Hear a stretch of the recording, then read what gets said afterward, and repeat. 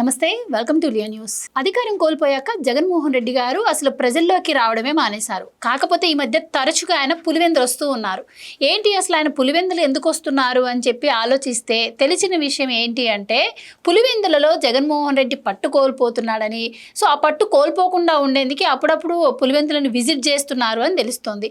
మరి గతంలో ఆయన పులివెందులు వచ్చి ప్రజా దర్బార్ పెట్టినప్పుడు అయితే కాంట్రాక్టర్లు అందరూ కూడా ఆయన పైన విరుచుకుపడ్డ పరిస్థితి మనం చూసాం. మరి ఇప్పుడు కూడా ఒక 3 రోజుల పర్యటన అంటున్నారు, మరి ప్రజా దర్బార్ అంటున్నారు. మరి ఈసారి ఆయన ప్రజా దర్బార్ ఏ విధంగా నిర్వహించే అవకాశం ఉంది? మరి జగన్మోహన్ రెడ్డి కోల్పోతున్నటువంటి పట్టును పులివెందుల్లో ఆయన మళ్ళీ చేజిక్కించుకోగలరా? ఇలాంటి విషయాలు తెలుసుకుందాం. మాతో పాటు ఉన్నారు సీనియర్ పొలిటికల్ అనలిస్ట్ అంకమరావు గారు. నమస్కారం సార్. నమస్తే అమ్మా. సార్, జగన్మోహన్ రెడ్డి గారు ఓడిపోయిన తర్వాత మొదట నేను ప్రజల్లోకి వస్తాను అని చెప్పి కొన్ని ఈ జనవరిలో వస్తాను, మార్చిలో వస్తాను ఇట్లా చెప్పుకుంటూ వచ్చారు. కానీ సంవత్సరాలు దాటిపోయాయి, ఇంకా రాడు అని చెప్పి ప్రజలు కూడా ఫిక్స్ అయిపోయారు. కానీ ఈ మధ్య తరచుగా ఆయన పులివెందులు వస్తూ ఉన్నారు. ఏంటి మరి పులివెందుల్లో ఆయన గెలిచారు కాబట్టి వస్తున్నారు అనుకోవాలా, లేకపోతే ఏంటి అసలు పులివెందులు రావడానికి కూడా మరి ఆయన పట్టుకోల్పోతున్నారు అందుకే వస్తున్నారు అంటున్నారు? వాస్తవం ఏంటంటారు? అంటే ప్రజల్లోకి వస్తానన్నాడు కానీ ఏ సంవత్సరం ఏ నెల ఏ తారీఖు అని చెప్పలేదు ఆయన. కాబట్టి దాని గురించి మనం ప్రామాణికంగా తీసుకోవాల్సిన అవసరం అయితే లేదు. ఇక పులివెందుల సొంత నియోజకవర్గం, వాళ్ళకి పెట్టని కోట. 1978లో తొలిసారి వాళ్ళ తండ్రి గారు రాజశేఖర రెడ్డి గారే శాసనసభ్యుడిగా గెలుపొందారు. ఆ రోజు నుంచి ఈ రోజు వరకు వాళ్ళ కుటుంబ సభ్యులే అక్కడ శాసనసభ్యులుగా ఉంటున్నారు. తండ్రి తర్వాత బాబాయ్, మళ్ళీ తండ్రి తర్వాత తల్లి తర్వాత కొడుకు. ఇలా నలుగురు చేతిలోనే ఈ 47 సంవత్సరాల రాజకీయం అంతా అక్కడి నుంచి నడుచుకుంటూ వస్తుంది. నిజంగానే వాళ్ళకి పట్టు గట్టిగానే ఉంది. అది ఆ జిల్లా మీద కూడా పట్టు బాగానే సాధించారు వాళ్ళు. అందులో ఎలాంటి సందేహం కూడా ఏం లేదు.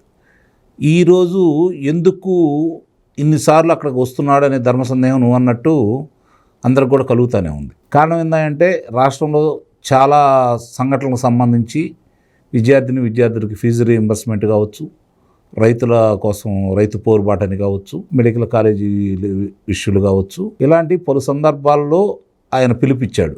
కానీ ఎక్కడ ఆయన పాల్గొనట్లేదు. మీరు గమనించుకోండి. ఆయన వచ్చి క్షేత్రస్థాయిలో ఏళ్లతో పాటు కూర్చోవట్లేదు. ఈరోజు మధ్యలో 3 రోజులు సొంత నియోజకవర్గంలో ఉందామని వెళ్ళాడు.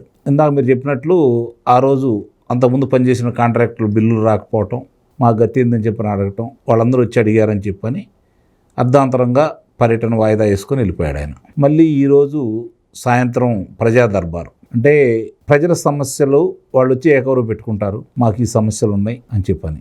ఇప్పుడు అతను ముఖ్యమంత్రి కాదు. రెండోది, ఆ సమస్యల గురించి శాసనసభకి వెళ్ళి ప్రస్తావించట్లేదు.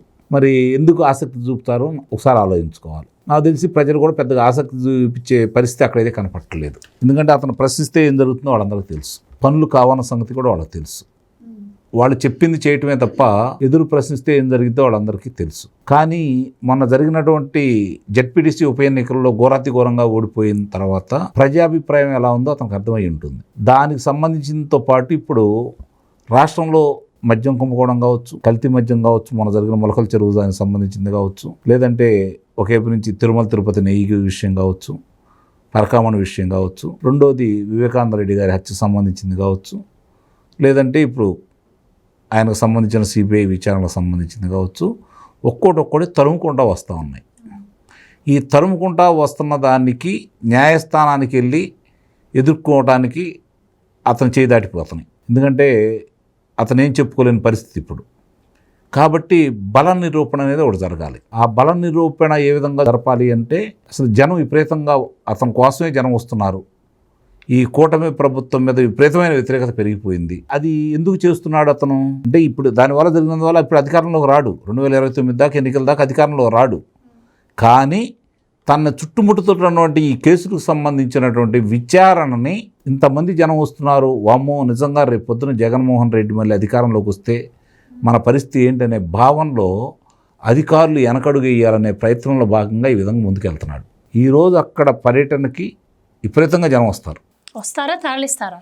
ఏదైనా ఏంటి, వాళ్ళ జనాలకి ఏం కావాలి, టీవీలో చూసే వాళ్ళకి జనం కనపడతారు తప్ప వాళ్ళు ఎవరు ఏ ఊరు వాళ్ళని వాళ్ళకి పట్టించుకుంటారా? గుంటూరు వాళ్ళు వెళ్ళొచ్చు, విజయనగరం వాళ్ళు వెళ్ళొచ్చు, చిత్తూరు వాళ్ళు రావచ్చు, హైదరాబాద్ నుంచి కూడా రావచ్చు, పక్కన కర్ణాటక నుంచి తమిళనాడు నుంచి కూడా రావచ్చు. వాళ్ళకి సంబంధం లేదు కదా. జనం వచ్చారా లేదా వాళ్ళు చూపించుకోవాల్సింది అదే కదా. నిన్న రాప్తాడు పెళ్లికి వెళ్ళాడు. ఆ జనసందోహాన్ని ఏ విధంగా చూపిస్తున్నారు వాళ్ళు అంటే, ఇవన్నీ కూడా వాళ్ళ వ్యూహంలో భాగంగా రాజకీయంగా ఇంకా మాకు బలం ఉందని చెప్పుకోవడానికి. అంటే ఈ బల ప్రదర్శనలు మొన్నటి వరకు అంటే నమ్మారు, కానీ మీరన్న ఈ ఘటనలు, ఈ కేసులు ఇవన్నీ బయటకు వచ్చిన తర్వాత ప్రజలు నమ్ముతారంటారా?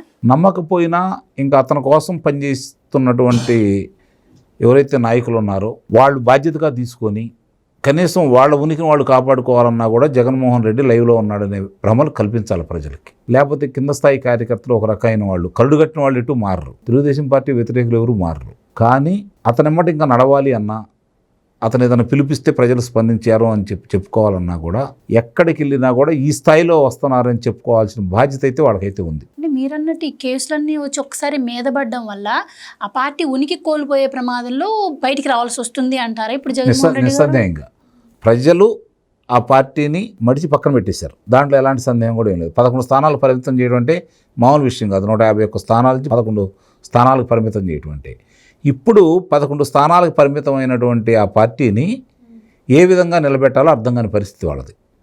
పార్టీ నిలబెట్టాలా, తన మీద వస్తున్నటువంటి అభియోగాల నుంచి బయటపడాలా? పార్టీ నిలబెట్టేంత ఓపిక కానీ, దాన్ని నడిపేంత తెలివితేటలు కానీ జగన్మోహన్ రెడ్డి గారు లేవు. కానీ మీరు అన్నటువంటి వ్యతిరేకత ఆయన ప్రజల్లోకి వచ్చినప్పుడు ఎక్కడ కనిపించట్లేదు కదండి. ఎంత జనాన్ని తాళించినా కూడా వ్యతిరేకత మాత్రం ఎక్కడ కనిపించట్లేదు. జనం ప్రభుత్వాల మీద వ్యతిరేకత ఏమి లేరు. ప్రభుత్వం మీద ఎందుకు వ్యతిరేకత ఉంటారు? జగన్మోహన్ రెడ్డి గారి మీద ఇన్ని కేసులు వస్తున్నాయని చెప్పి ఆయన బయటకు వస్తున్నారు అంటున్నారు. కానీ ఆయన బయటకు వచ్చిన ప్రతిసారి వాళ్ళు ఎంత జనాన్ని తరలించుకున్నా కూడాను ఎక్కడో కొంతైనా ఇన్ని కేసులు అంటే మామూలు విషయం కాదు.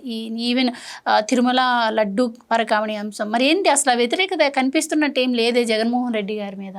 ఇప్పుడు వచ్చిన జనాలు జగన్మోహన్ రెడ్డి డౌన్ అని అంటానికి రారుగా, అలాంటి వాళ్ళైతే తీసుకురారుగా. వాళ్ళు వచ్చిన వాళ్ళు చంద్రబాబు జై అంటానికి రారుగా. సహజంగా వాళ్ళకి ఇచ్చే బాధ్యతను వాళ్ళు ఏ విధంగా నిర్వహిస్తారు? వాళ్ళు నిర్వహించడం నుంచుంటారు, ఆ నుంచిన దాంట్లో వెళ్తూ ఉంటారు. సహజంగానే జగన్మోహన్ రెడ్డికి ప్రజాదరణ లేదని అయితే చెప్పను నేను. ఇవాళ అతనికి ఏం ప్రజాదరణ లేదు, అతనికి అభిమానులు లేరని అయితే నేను చెప్పను. ఈరోజు అతనికి ప్రతిపక్షంలో ఉన్న అతనికి 11 స్థానాలకి పరిమితం అయిపోయిన వాళ్ళ పార్టీ ప్రజల్లో జగన్మోహన్ రెడ్డికి, సామాన్య ప్రజల్లో అతని మీద ఆదరణ తగ్గింది. కానీ ఆ పార్టీలో ఇంకా కళ్ళు కట్టిన వాళ్ళందరికీ కూడా ఇంకా అతనంటే అభిమానమే ఉంది. ఆ అభిమానం చాటుకునే వాళ్ళని గ్యాదర్ చేస్తారు, అలాగే తక్కువైతే జనాన్ని తీసుకొస్తారు.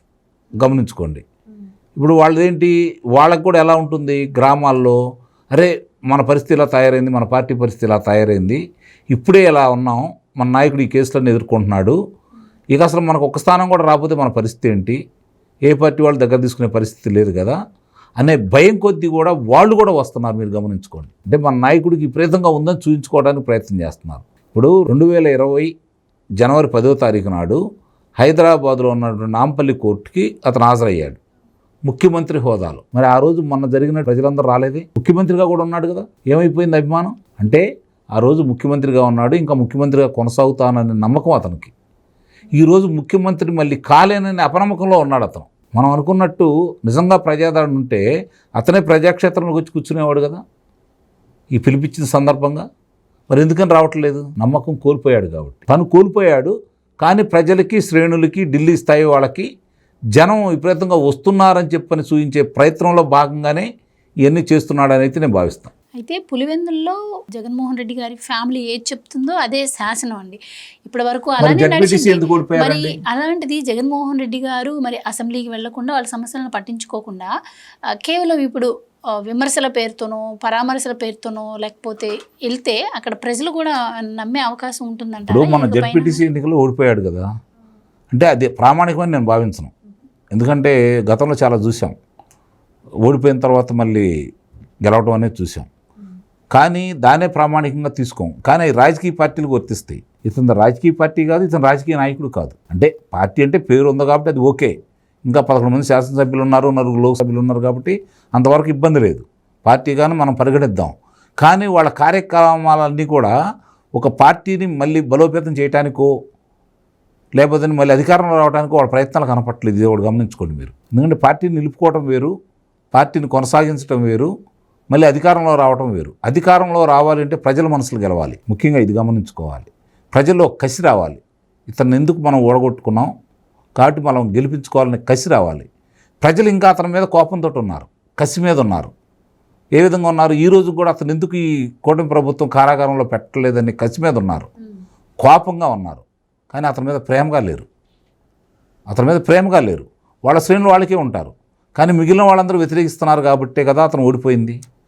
రేపు కూడా ఇప్పుడు ఏమి చేశాడు వీళ్ళ కోసం అని చెప్పారు, రేపు వాళ్ళు ఇతని గల్లి వస్తారు. ఈరోజు ప్రత్యామ్నాయం ఏంటని ఆలోచించుకునే పరిస్థితుల్లో ప్రజలు ఉన్నారు తప్ప జగన్మోహన్ రెడ్డి మనకు దిక్కునే పరిస్థితుల్లో ప్రజలు లేరు. కారణం ఏంటంటే ప్రజలను అతను భయపెట్టాడు. నియోజకవర్గంలోనే పట్టు కోల్పోతున్నాడని అర్థమైపోతూ ఉంది. అందుట్లో ఎలాంటి సందేహం కూడా ఏమి లేదు. ఈ తడు ఇంకొంచెం శ్రద్ధగా పెడతారు.